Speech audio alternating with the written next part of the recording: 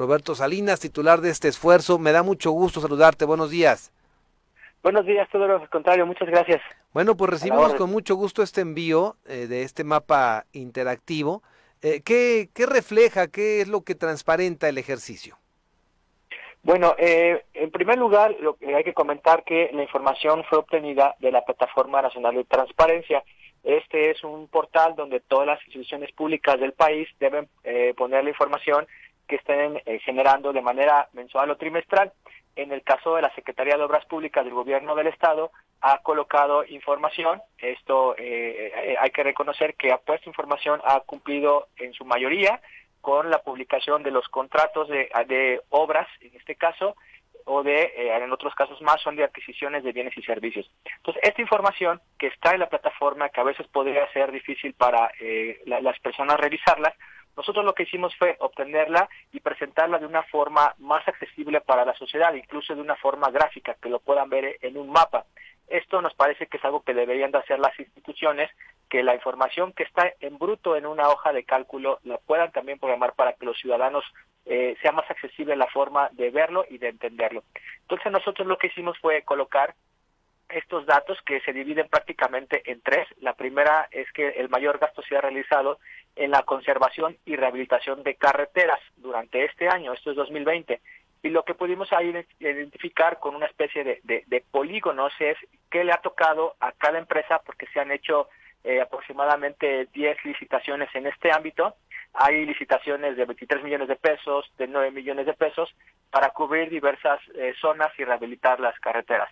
Lo que hicimos fue colocar la información del proveedor, el monto de cada contrato, número de contrato y también la liga para que quienes quieran puedan bajar los contratos de estas adjudicaciones.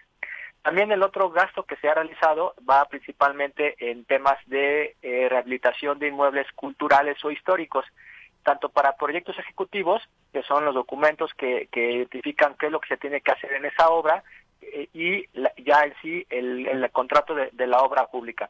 Entonces, lo que quisimos dejar con esto es cómo la información puede manejarse de una mejor manera, comunicarlo mejor hacia la sociedad, y ahora lo que también le toca a los ciudadanos es revisar que efectivamente esos gastos de obra pública, que son más de 200 millones de pesos, se estén ejecutando en el tiempo que fue contratado, que sean correctas en este caso las reconstrucciones o la repavimentación, y poder, digámoslo así, ser una contraloría o ser fiscalizadores de que los recursos se están ejerciendo de forma correcta, Pedro. La verdad está muy interesante, muy fácil en su revisión y facilita, como tú dices, la consulta. Y nos compartes, Roberto, esta mañana pagos anuales de energía eléctrica del sistema de agua potable de Cuernavaca, el SAPAC, obvio a la Comisión Federal de Electricidad. ¿Qué ilustra esta gráfica? Bueno, lo que ilustra en la gráfica es que más o menos del año 2012 al 2016, APAC venía pagando a CFE aproximadamente y de forma anual cerca de 80 millones de pesos. Tenemos cerca de 100 pozos de agua que están trabajando las 24 horas, equipos ya viejos que también gastan mucha energía eléctrica, y lo que genera es que ZAPAC tenga que pagar muchos recursos o invertir mucho en la energía eléctrica.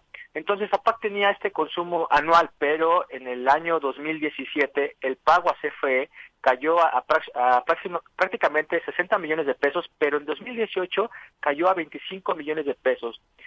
También 2019 fue un año donde se pagó poco, se pagaron 48 millones de pesos.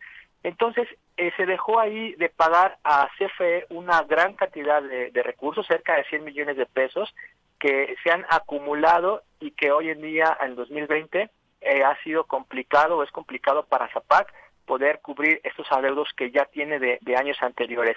Entonces, lo que nos parece es que se tiene que poner atención por qué se dejó de pagar a la CFE en los años anteriores, porque debe de haber ahí responsabilidades administrativas, porque hoy en día con una cuenta tan grande ZAPAC no tiene posibilidad de pagar, pero como siempre, los más afectados son los ciudadanos que ya padecimos en 2018, a finales de 2018, un corte de energía a la mitad de la ciudad, y nuevamente estamos viviendo en 2020 estos problemas, Entonces, nos parece que ha sido por una mala administración y que no, las cosas no se pueden quedar así, sino tiene que haber responsabilidades administrativas. O sea, estás aquí detectando que a la mitad de la administración de Cuauhtémoc Blanco Bravo como alcalde de Cuernavaca se pagaron tan solo 25.3 cuando el gasto promedio es de 80 y tantos.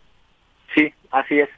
Y Así esto es. causa obviamente una merma tremenda, aunque en 2019 que concluía eh, alcanza la mitad del pago promedio a 48 y esto mete en bretes a la actual administración.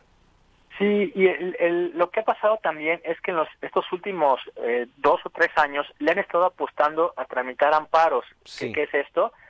A pararse para que se frene o corte de energía eléctrica. Pero cuando esos juicios ya van siendo desechados, pues ahora sí vienen las cuentotas que hay que pagar y vienen los cortes de energía. Entonces ha sido también una lucha de tienes derecho a cortarme la energía o no. Entonces finalmente cuando esto ya se va comprobando que se tienen que hacer los pagos, pues ya están las cuentas muy grandes y ahora el problema va a ser cómo se va a pagar todos esos adeudos, porque ya vimos que CFE va a seguir haciendo cortes de energía eléctrica. Entonces, desafortunadamente han sido por malas decisiones que se han tomado y que hoy en día, como decía, los ciudadanos pagan las consecuencias. Roberto, como siempre, muchísimas gracias. Gracias a ti, Pedro. Buen día. Gracias. Roberto Salinas, titular de Morelos Rinde Cuentas.